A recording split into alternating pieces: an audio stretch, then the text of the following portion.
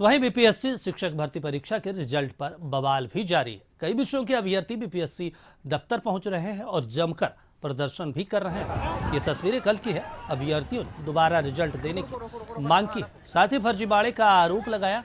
हालांकि इस दौरान अभ्यर्थियों को वहां से पुलिस ने खदेड़ दी। अभ्यर्थियों का नेतृत्व कर रहे छात्र नेता दिलीप कुमार को पुलिस ने वहां से जबरन हटा दी। तो वहीं गड़बड़ी के आरोपों पर बीपीएससी की तरफ से सफाई पेश की गई। वशिष्ठ न्यूज से खास बातचीत में बीपीएससी के चेयरमैन अतुल प्रसाद ने कहा, सिर्फ योग्य अभ्यर्थियों का ही चयन हुआ है। उन्होंने 2022 में 2021 में बीटेक कंप्लीट किया है, एमसीए कंप्लीट किया है, उनको भी ले लिया गया है जिनके पास स्टेट सर्टिफिकेट नहीं है। जबकि हमारी अहर्ता में साफ लिखा हुआ है कि आपको स्टेट क्वालिफाइड होना चाहिए, जो कि एग्जाम 2019 में हुआ था।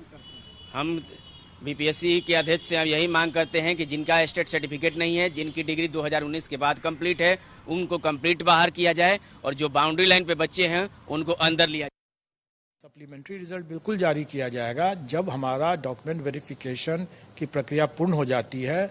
मल्टीपल रिजल्ट्स के बारे में पता चल जाता है कि कौन से अभ्यर्थी किस विषय में कौन से स्तर पर ज्वाइन करते हैं। फाइनली कौन योग्य हुए, कौन असफल हुए, जब वो आंकड़े जब हमें मिल जाएंगे, जो भी बैलेंस वैकेंसी बनेगा इससे, उस बैलेंस वैकेंसी को हम अपने सप्लीमेंट्री रिजल्ट से पूरा करेंगे। आप जो नया जो सप्लीमेंट्री जो जारी करेंगे उसमें नए अभ्यर्थियों को मौका मिल जाएगा? बिल्कुल मिलेगा ही, मिलना ही है। अगर वैसे अभ्यर्थी उपलब्ध हो तो जो योग्य हों। कई विषय मैंने बताया कि उसमें अभ्यर्थी जो हैं उपलब्ध ही नहीं है, तो स्वाभाविक है कि उसमें तो कोई फर्क नहीं पड़ेगा।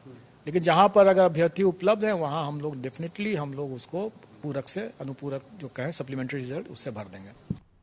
और हमारे सहयोगी प्रीतम फोन लाइन पे जुड़ गए हैं। प्रीतम, लगातार जो है बीपीएससी के ऊपर सवाल उठ रहे हैं, लगातार जो है अभ्यर्थी बीपीएससी ऑफिस पहुंचते हैं, प्रदर्शन करते हैं।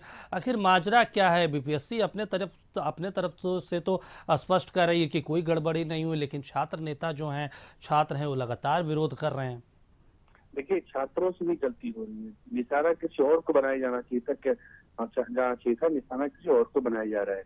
दरअसल इस पूरे मामले में शिक्षा विभाग जिम्मेदार है। बीपीएससी तो मैं शुरू से ये कह रहा हूँ, बीपीएससी जो है वो एक ऑटोनोमस एग्जामिनेशन बॉडी है। वो उसको जो कहा जाएगा वो वही करेगा।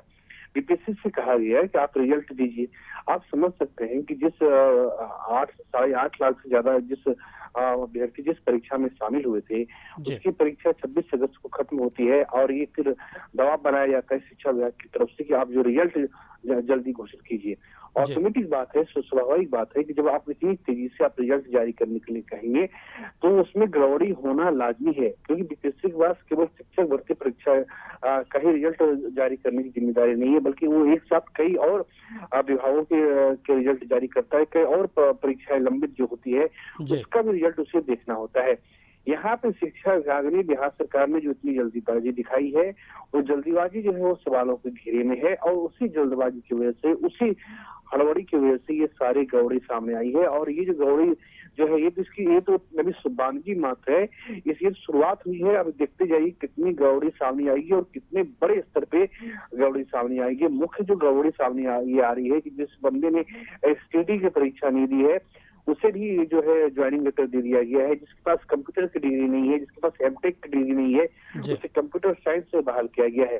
तो तमाम तरह की बातें हैं जो सामने आ रही है। बिहार के अलग अलग जिलों से कल एक बंदी की शिकायत आई थी, उसे किशनगंज ज्वाइन कराया गया था। अब एक और शिकायत समस्तीपुर से आ रही है कि उस लड़की को जो है उस लड़की का जो जन्म है वो 2001 का है, लेकिन उसे भी जो है उसे ज्वाइन कराया गया है, उसका भी रिजल्ट जारी किया गया है। तमाम सारी बातें, इसके लिए केवल आयोग जिम्मेदार नहीं है, क्योंकि आयोग के पास पहले से ही बहुत ही सीमित संसाधन होते हैं। आप समझिए कि 26 अगस्त की जिसकी परीक्षा खत्म हुई, ये कैसे संभव है कि 8 लाख 8.5 लाख कॉपियों की जांच कर ली जाए, ओएमआर की जांच कर ली जाए, उसका रिजल्ट घोषित कर दिया जाए।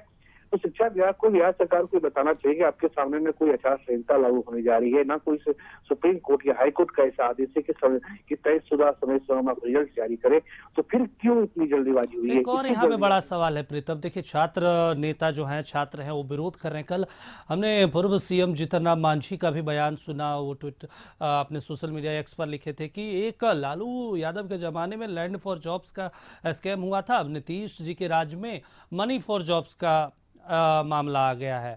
तो राजनीतिक दबाव है, लेकिन खैर ये राजनीतिक बयानबाजी है। लेकिन एक और यहाँ पे हमारे दर्शकों को बताइए प्रीतम कि कट ऑफ का क्या कुछ सिस्टम रहा है?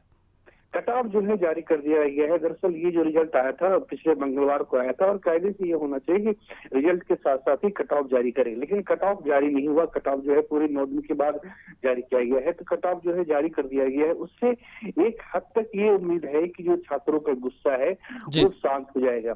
मान लीजिए कि मैं सोशल साइंस और क्लास 9 से 10 का अभ्यर्थी हूँ और मैं जनरल क्लास से हूँ, या फिर मैं तो मुझे लगता है कि मुझे मेरा 7 नंबर था उसमें नहीं हुआ, लेकिन हमारा कट ऑफ ही 62 का आया है। मेरा कट ऑफ ही 62 का आया है। मेरा कट ऑफ ही 62 से शुरू होता है, तो ऑटोमेटिक मेरी जो दुविधा है वो दूर हो जाएगी। लेकिन ये बातें अपनी जगह है। कट ऑफ जो है कायदे से साथ साथ बीपीएससी को जारी करना चाहिए था, या अधिकतम 2 या 3 दिन की देरी करनी चाहिए थी। उसके साथ ही ये सारी समस्याओं का समाधान हो जाता है। लेकिन कट ऑफ जो है वो उसमें एक कट ऑफ में आपने ये बात ये भी देखी होगी, जो दिव्यांग कोटि के अभ्यर्थी जिन्हें 4% आरक्षण मिलता है उनका कट ऑफ अब तक नहीं आया है। फिर ये सवाल उठेंगे। और आज पूरे बिहार से जो है दिव्यांग कोटि के अभ्यर्थी जो है वो पटना पहुंच गए हैं। बिल्कुल प्रीतम, जाहिर सी बात है कि अपने अपने दोनों के तर्क हैं, छात्र का अपना तर्क है और आयोग का अपना तर्क है। देखना होगा कि क्या कुछ इसमें फाइनल जो है फाइनल प्रतिक्रिया दी जाती है और फाइनल रिजल्ट दिया जाता है। तमाम जानकारी के लिए शुक्रिया आपका।